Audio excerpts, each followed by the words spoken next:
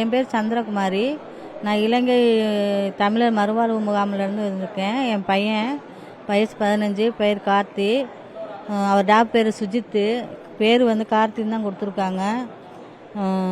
என் பையன் இந்த மாதிரி கூட்டத்துக்கு போயிருந்த இடத்துல ரொம்ப நெரிசல், சின்ன குறுகிய இடனால ரொம்ப கும்பல் அதிகமாகி என் பையன் மேலே ஒரு 6-7 பேர் விழுந்து அவங்க ஸ்பாட்லேயே ஒரு 3 பேர் இறந்துட்டாங்க. அதில் ஒரு லேடி, 2 ஜென்ஸு. பையன் எவ்வளோ ஒரு சிறு நூலில் தான் என் பையனை நான் காப்பாற்றிருக்கேன். இந்த மாதிரி அசம்பாவிதம் இதுமாரி எந்த இதுக்கும் நடக்கக்கூடாது. தயவு செய்து இந்த மாதிரி கூட்டத்துக்கு நிறைய இடங்களை கொடுங்க. இந்த மாதிரி சின்ன குறுகிய இடங்கள்னால இப்போ எல்லாத்துக்குமே அவருக்கு ரசிகர் ஜாஸ்தி. அதனால பொதுமக்களோ குழந்தை நிறைய பேர் ஆசைக்கு வருவாங்க. ஆனால் தயவு செய்து நிறைய இடங்களை கொடுங்க அவங்களுக்கும். அவங்களும் எல்லாரையும் போலயே அவரும் ஒரு மனுஷன் தான், அவரும் ஒரு கட்சியில் வரணும்னு ஒரு ஆசை தான். அதனால நீங்கள் தயவு செய்து நீங்கள் நிறைய இடங்களை கொடுங்க. பொதுமக்களை எங்களுக்கோ ஒரு ஆதரவு கொடுங்க. எத்தனையோ குழந்தைகள், பெரியவங்க, வயசு பொண்ணு, பசங்க நிறைய பேர் இறந்துருக்காங்க. நானே எனக்கு ஒரே பையன்தான், 2 பொண்ணு. இந்த பையனால தான் எனக்கு யாருமே இல்லை. நான் ஒரு கிட்னி பேஷண்ட்டு. நானும் திருச்சியில் போய் ட்ரீட்மெண்ட் தான் எடுத்துகிட்டு இருக்கிறேன். அதனால இந்த மாதிரி எதுவும் ஆகாமல் பார்த்துக்கோங்க தயவு செய்து. இந்த விபத்துக்கு சிறிய இடங்கள், இடம் பத்தலை. நான் என்னோட இது இடம் குறுகிய இடம்.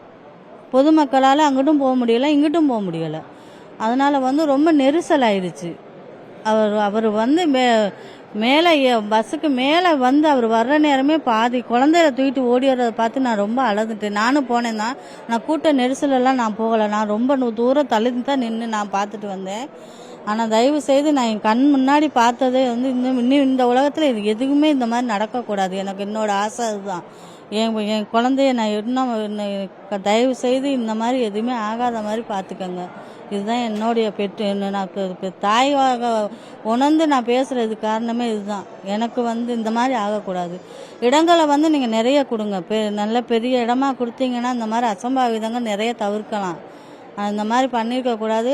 இனிமேல் இந்த மாதிரி நடக்கக்கூடாது. இதுதான் என்னுடைய இது. என் பையன் அடிதான். நான் 6-7 பேர் ஏறி மிதித்து என் பையன் சொல்கிறான், அம்மா நான் செத்துட்டேன்னு நான் நினச்சிட்டேம்மா, என்னால் முடியலை, கண்ணை மூடிட்டேன், முருகா என்னைய காப்பாற்று அப்படின்னு.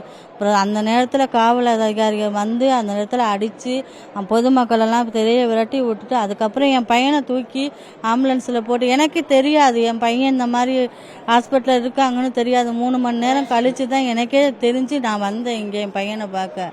தயவு செய்து இந்த மாதிரி இந்த அசம்பாவிதம் இனிமேல் நன்றி.